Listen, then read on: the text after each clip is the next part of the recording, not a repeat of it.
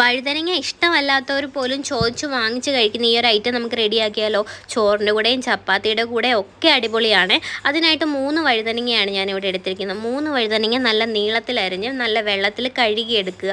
അതിൻ്റെ കൂടെ ഒരു സവാള, അതുപോലെ തന്നെ കുറച്ച് കറിവേപ്പില, ഒരു പച്ചമുളക് എടുത്തിട്ടുണ്ട്. ആദ്യമായിട്ട് ചട്ടി അടുപ്പത്തേക്ക് വെക്കുക. അതിനകത്തേക്ക് എണ്ണ ഒഴിച്ച് കടുക് പൊട്ടിക്കുക.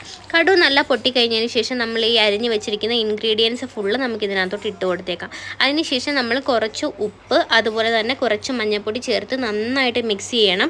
നന്നായിട്ട് മിക്സ് ചെയ്തതിന് ശേഷം ഒരു 2 മിനിറ്റ് അടച്ച് വെച്ച് ഇത് വേവിക്കാം. 2 മിനിറ്റ് കൊണ്ട് തന്നെ ഇത് അത്യാവശ്യം നന്നായിട്ട് കുക്കായി വരും, നല്ല ഉടഞ്ഞ് വരും. അതിനകത്തേക്ക് നമ്മൾ ഇനി ചേർത്ത് കൊടുക്കുന്നതെന്ന് വെച്ചാൽ 1 സ്പൂൺ മുളക് പൊടിയാണ്. ഞാനിവിടെ 1 സ്പൂൺ മുളക് പൊടി മാത്രമേ ചേർക്കുന്നുള്ളൂ. നിങ്ങൾക്ക് എരിവിനനുസരിച്ച് ചേർത്ത് കൊടുക്കാം. 1 സ്പൂൺ മുളക് പൊടിയും അതിൻ്റെ കൂടെ കുറച്ച് പെരിഞ്ജീരകപ്പൊടിയും ഞാനിവിടെ ചേർത്ത് കൊടുക്കുന്നുണ്ട്. നമ്മുടെ ഡിഷ് റെഡി ആയിട്ടുണ്ട്. ഇത് അടിപൊളിയാണ്. എല്ലാവരും ട്രൈ ചെയ്ത് നോക്കണം.